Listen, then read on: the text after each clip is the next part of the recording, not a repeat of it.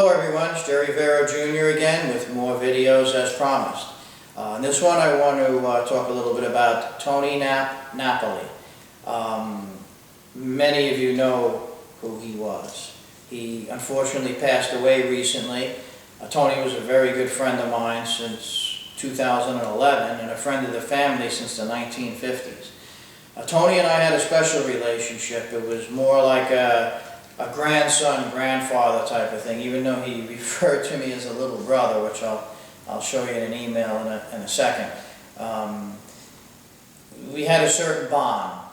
Anyway, in 2011, Tony Napoli contacted me via email because I hadn't met him before then. He knew the family, my Uncle Paulie, not me, and saw that I had a book out called 4 Members Only and said, Jerry, I'd like to add some information. I knew Paulie very well. He was my father's partner in the gambling business, $150 million a year gambling business that Jimmy Napoli ran. Paulie Lefty was his partner. Well, Paulie Lefty had a social club on 116 Mott Street where he ran numbers. He used that as a front for other things that he did that I will get into later. Tony Napoli knew all about it, by the way. Tony and I stood in contact very close over the past 8 years.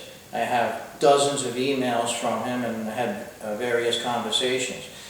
Tony did a 3.5-hour interview in a production studio in Sarasota, Florida.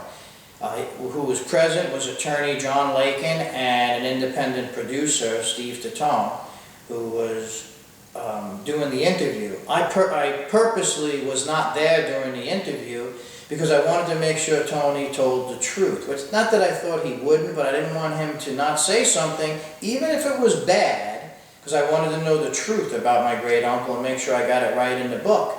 So I purposely wasn't there. During the interview, I got a call from John Lakin with his thick Boston accent. Jerry, you and your father got to get down here right away. You have no idea what this guy is saying. So, of course, we made our way down there. When we got there, it was attorney John Lakin, the producer, and Tony's younger brother, Rocco Napoli. Pretty tough-looking fellow, by the way. We had dinner all together later.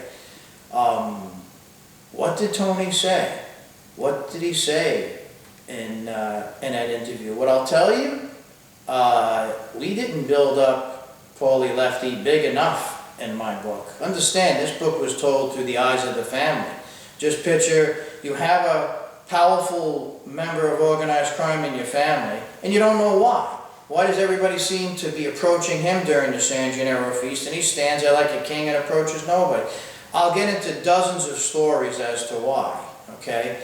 But there was limited what we knew. Tony cleared that up in extreme detail.